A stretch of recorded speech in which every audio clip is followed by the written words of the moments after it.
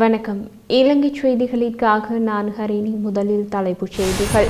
கைது செய்யப்பட்டவர்கள் விரைவில் பிணையில் அனுமதிக்கப்படுவது குறித்து யாரும் கவலைப்பட தேவையில்லை என்று ஜனாதிபதி அறிவிப்பு. அரசு ஊழியர்களுக்கு மகிழ்ச்சி செய்தியை அறிவித்துள்ள ஜனாதிபதி. அனுர அரசு அரசியல் பழிவாங்கல் நடவடிக்கைகளில் ஈடுபடவில்லை என்று நலிந்த தேஜஸ் சுட்டிக்காட்டு. இனி விரிவான செய்திகள். தேர்தலில் தமக்கு உதவிய தமிழ் புலம்பெயர்ந்தோரின் கோரிக்கைகளை ஜனாதிபதி அனுரகுமார நிறைவேற்றி வருவதாக முன்னாள் ஜனாதிபதி மஹிந்த ராஜபக்ஷ கருத்து தெரிவித்துள்ளதாக தகவல்கள் வெளியாகியுள்ளன. இது தொடர்பாக மேலும் தெரிய வருவதாவது: தேர்தலில் ஜனாதிபதி அனுரகுமாரவுக்கு உதவிய தமிழ் புலம்பெயர்ந்தோர்களின் கோரிக்கைகளை நிறைவேற்றுவதற்காகவே அவரது உத்தியோகபூர்வ இல்லம் மற்றும் பாதுகாப்புகளை நீக்கவுள்ளார் என கூறியுள்ளார். அதோடு எதிர்வரும் தேர்தல்களில் மிகவும் பாதிக்கப்படக்கூடிய அரசு ஒரு தலைவர் ஒருவர் உத்தியோகபூர்வ இல்லம் மற்றும் பாதுகாப்பை இழந்ததற்கு பொதுமக்களின் எதிர்வினையை அரசாங்கம் எதிர்நோக்க நேரிடும் என்றும் அவர் எச்சரித்துள்ளதாக கூறப்படுகிறது.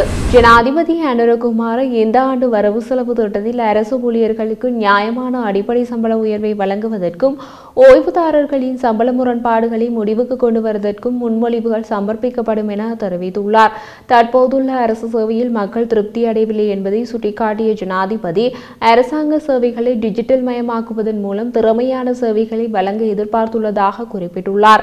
எதிர்வரும் ஜூன் மாதத்திற்குள் அரசு சேவையில் சரியான தரவு கட்டமைப்பொன்றை தயாரிப்பதற்கு செயலாற்றி வருவதாகவும் ஜனாதிபதி சுட்டிக்காட்டியுள்ளார். அரசு சேவையில் தற்போது உருவாக்கியுள்ள சுமார் 30,000 அத்தியாவசிய வெற்றிடங்களை அவசரமாக நிரப்ப வேண்டியதன் அவசியம் குறித்தும் அந்த கூட்டத்தில் கலந்துரையாடப்பட்டுள்ளதாக தெரிவிக்கப்படுகிறது. முன்னாள் ஜனாதிபதி மஹிந்த ராஜபக்ஷவின் இரண்டாவது மகன் யோசித ராஜபக்ஷ பண மோசடி விசாரணை தொடர்பில் குற்றப்புலனாய்வு பிரிவினரால் நேற்று காலை கைது செய்யப்பட்டார். முன்னாள் ஜனாதிபதி மஹிந்த ராஜபக்ஷவின் பேச்சாளர் ரவீந்திர மனோஜ் கமகே அது பற்றி கூறிய போது இது ஒரு அரசியல் நாடகம் என கமகே குறிப்பிட்டார். அவர் மேலும் தெரிவித்த போது யோசித்த தெகிவலையில் வசிக்கிறார். கொழும்பின் புறநகர பகுதியான தெகிவலையில் ஒருவர் வசிக்கும் போது அவரை கைது செய்ய பெரியத்தவரை செல்ல வேண்டிய அவசியமில்லை. அழைத்திருந்தால் தானே வந்திருப்பார். அவரை அழைத்ததற்கு பதிலாக சிஐடியினர் கைது செய்ய பெரியத்தவிற்கு சென்றனர். யோசிதவின் சகோதரரும் நாடாளுமன்ற உறுப்பினருமான நாமல் ராஜபக்ஷ ஊடகங்களுக்கு கருத்து தெரிவிக்கையில் அரசாங்கத்தின் கைது நடவடிக்கைகளை கிண்டலுடன் விமர்சித்தார். எங்களை வரச் சொன்னால் நாங்களே வந்திருப்போம். மாறாக நாங்கள் எரிபொருளை வீணாக்குவதை அவர்கள் விரும்பவில்லை.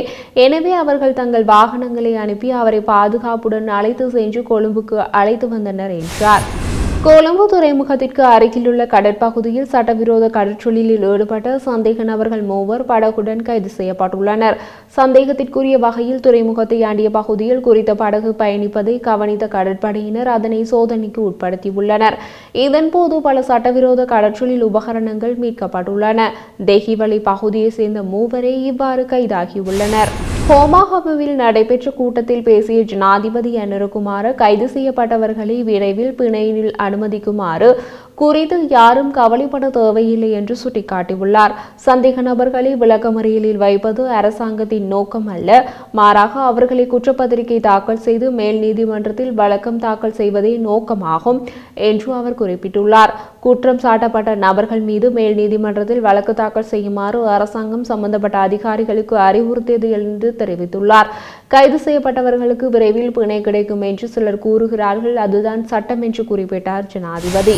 மன்னாருக்கு வடக்கே கடற்பரப்பில் மேற்கொள்ளப்பட்ட விசேட நடவடிக்கையின் போது இலங்கை கடற்படை மற்றும் கடலோர காவல் படையினர் இலங்கை கடற்படையில் அத்துமீறி மீன்பிடியில் ஈடுபட்டிருந்த 3 இந்திய மீன்பிடி படகுகளை கைப்பற்றியதுடன் 33 இந்திய மீனவர்களையும் கைது செய்துள்ளனர்.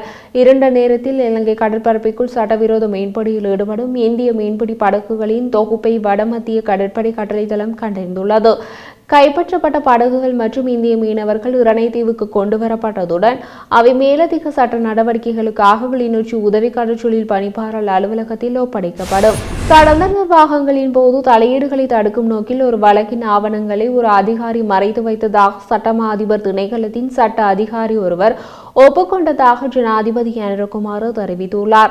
ஜனாதிபதி மேலும் தெரிவித்த போது அந்த அதிகாரியை சாதுரியமாக செயற்பட்டார். கடந்த அரசாங்கம் இருந்தபோது அந்த வழக்கு தாக்கல் செய்யப்பட்டிருந்தால் அது வழக்கை இல்லாது செய்வதற்கு அல்லது வழக்கை நாசப்படுத்துவதற்கு வழிவகுத்திருக்கும். எனவே நீதிக்கான உறுதியான அரசாங்கம் ஆட்சிக்கு வரும் வரை வழக்கு ஆவணத்தை மறைத்து அடைத்து வைக்க அந்த அதிகாரி முடிவு செய்தார். தனிப்பட்ட இடர்பாடுகள் இருந்த போதிலும் நீதிக்கு முன்னுரிமை அளித்த அதிகாரியை ஜனாதிபதி பாராட்டினார்.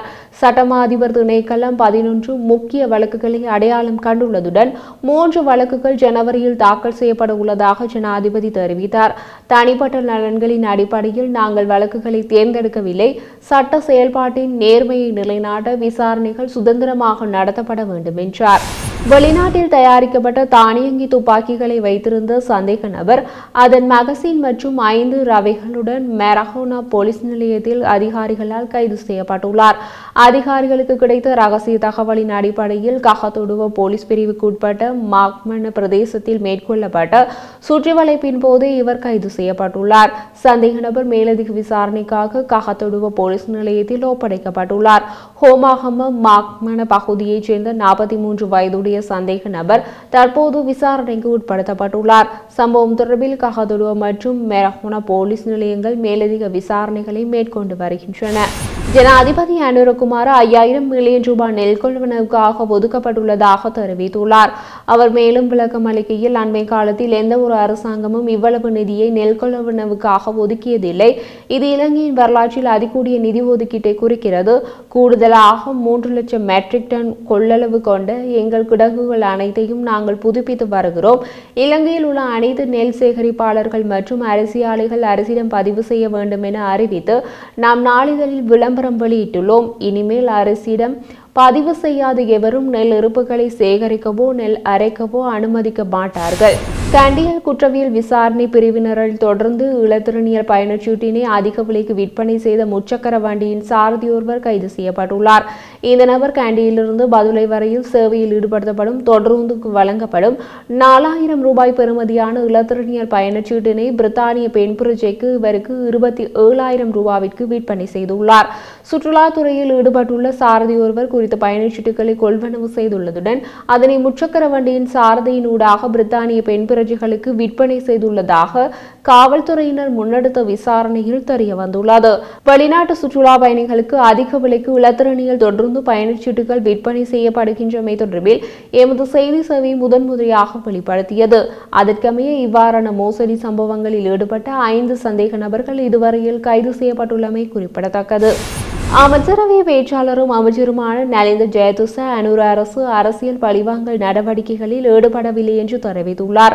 இது தொடர்பாக அவர் கூறுகையில், ஊழல் மோசடிகளில் ஈடுபட்டவர்கள் கடந்த காலங்களில் கோப்புகளை மறைத்திருந்தனர். அவற்றை மீள விசாரணைக்கு உட்படுத்தி எடுத்ததற்கு சிறிது காலம் செல்லும். சில விடயங்களுக்கு பிணை கிடைத்தாலும் வழக்கு விசாரணை தொடரும். போலீசார் உரிய வகையில் செயற்படுவார்கள் என நாம் நம்புகின்றோம். போலீசாருக்குரிய ஏற்பாடுகள் செய்து கொடுக்கப்படும். சிலர் கூறுவது போல் அனுர அரசு அரசியல் பழிவாங்கல்களில் ஈடுபடவில்லை. நடைபெற்றுள்ள சம்பவங்கள் தொடர்பில்தான் விசாரணைகள் முன்னோக்கி செல்கின்றன என குறிப்பிட்டுள்ளார்.